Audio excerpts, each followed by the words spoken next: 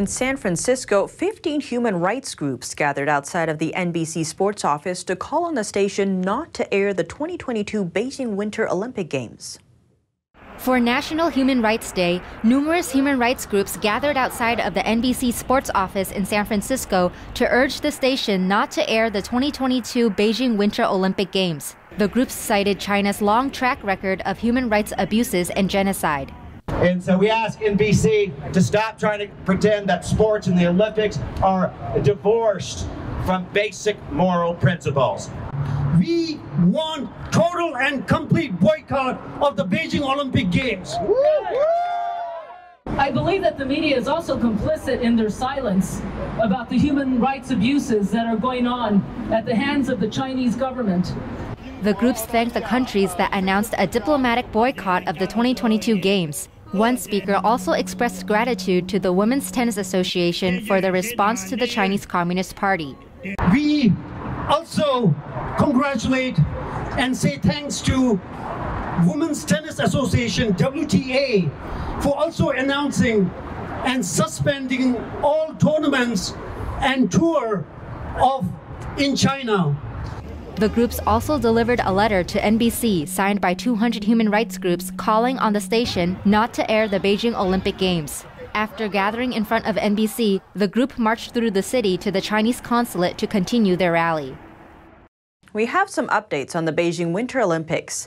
The head of the United Nations, Secretary General Antonio Guterres, will go to the Games. He accepted the invitation from the International Olympic Committee, or IOC. That's despite a diplomatic boycott by the U.S. and several of its allies. When it comes to the invitation, there is something to clear up.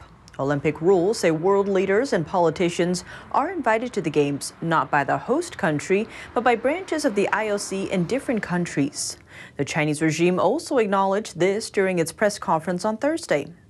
But a couple weeks ago, Chinese state media seemed to suggest that China, not the IOC, decides who to invite.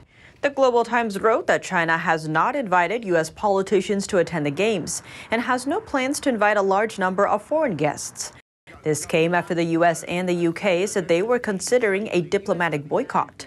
The message seems to be the boycott is pointless because I didn't invite you anyway. And Chinese state media also seems to omit something when they report on France's stance on the boycott. In a report on Friday, Guangxia News reported that French President Macron said France would not follow suit with the boycott, and that a diplomatic boycott of the Games is insignificant and merely symbolic. The article also mentioned that France's Education and Sports Minister ruled out a boycott. Let's take a look at what Macron actually said on Thursday. He did question the usefulness of a diplomatic boycott, but he did not rule it out. You must be clear. It's either you say you boycott and you don't send athletes, or you say you try to re-engage and try to make a useful action. As with all things on the international stage, I prefer to do things that have a useful effect. And at the same time, France's foreign minister said France should coordinate with other European Union countries on this issue. The EU has not made a decision yet. So far, members of the Five Eyes Alliance have announced not to send officials to the Games. They are the US, Canada, the UK, Australia, and New Zealand. And two countries in Europe, Lithuania and Kosovo, have also declared a diplomatic boycott. All these countries are still sending their athletes. Beijing may be throwing its weight around ahead of an election for the National People's Congress. Reports say local authorities forcibly destroyed the homes of several independent candidates in a matter of hours. Soon after, the destruction of property forced them to withdraw their political campaigns. Here's more. The practice of forced demolition appears to be alive and well in Beijing. According to sources close to the situation, the ministry in one local township ordered the teardown of 3 houses. All the properties belong to independent candidates for deputy positions in China's National People's Congress. The process also injured several members of the candidates' families. Running independently means the candidates don't have an official political background and aren't backed by the Chinese Communist Party. They include laid-off workers, students, and professors. The property destruction has largely been seen as a clampdown operation from Beijing. One property was demolished back in mid-November, the home of local resident Guo Qizheng. Video of the incident shows their daughter in the process of diaper changing her 2-month-old infant. That's when several men in black broke into the house and knocked her to the ground. 2 women are seen taking the baby away, and the entire family was later detained elsewhere for 10+ hours. When they got back to their home, debris were all that remained.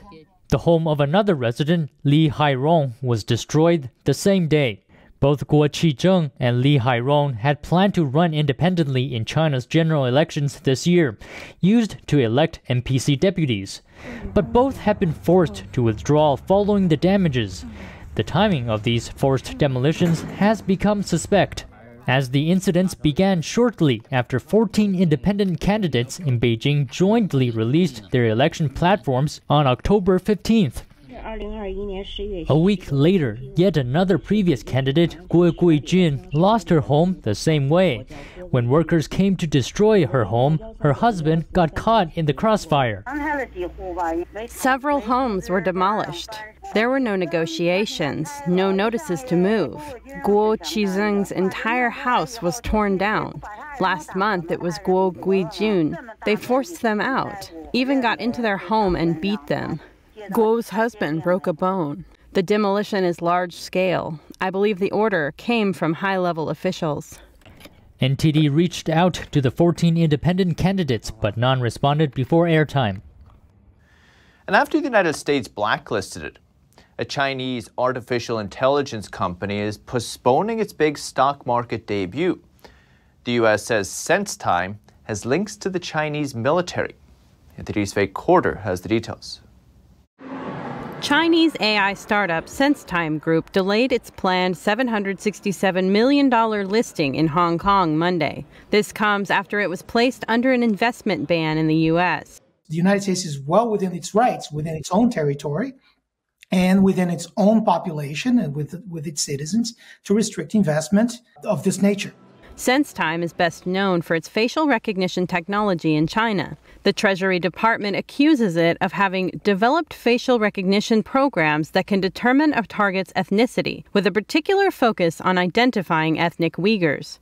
The vice president of the Information Technology and Innovation Foundation, Daniel Castro, says facial recognition as a dual-use technology can be applied to target the Uyghur population or use in oppressive ways. It has many very legitimate, appropriate uses, but it also can be developed and applied in ways that don't respect human rights.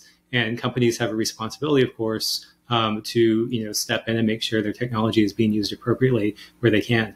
Professor of business law at Case Western Reserve University, Juscelino Colares, says the Chinese Communist Party has a passion for facial AI technology in that area. So they can control the people they manage to invade and control, obviously. It's estimated that more than 1 million people, mainly Uyghurs and other Muslim minorities, have been detained in a vast system of camps in China's Xinjiang region in recent years.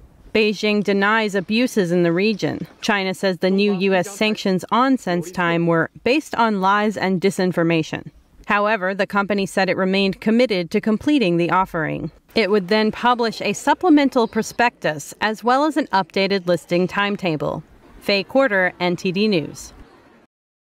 The U.S. is not making any essential changes to its policy in the Indo-Pacific region, but it chose a clear rhetoric towards China's aggressions and is trying to maintain its competitive edge over the communist regime. To do so, the Pentagon intends to work closer with private industry to develop high-tech systems and strengthen ties with allies. U.S. Secretary of Defense Lloyd Austin said on Saturday that China's recent military activity in the Indo-Pacific, including near Taiwan, are disturbing. He gave the speech at the Reagan National Defense Forum in California. We remain steadfast to our One China policy and our commitments under the Taiwan Relations Act to support Taiwan's ability to defend itself while also maintaining our capacity to resist any resort to force that would jeopardize the security of the people of Taiwan. Austin's speech comes as the U.S. faces China's growing economic power, as well as growing power in space, cyber, and nuclear capabilities. We're clear-eyed about the challenge that China presents. But China's not 10 feet tall. This is America. You know, we have the greatest industry, the greatest innovators in the world, and we're going to do what's necessary to create the capabilities that help us maintain the competitive edge going forward. Austin says the U.S. doesn't want to be in a conflict, but it doesn't fear competition either. No, we're not seeking an Asian version of NATO or trying to build an anti-China coalition. And we're not asking countries to choose between the United States and China. But America isn't a country that fears competition. And we're going to meet this one with confidence and resolve, and not panic and pessimism. Austin adds that he thinks there's a lot of space for diplomacy and leadership to work.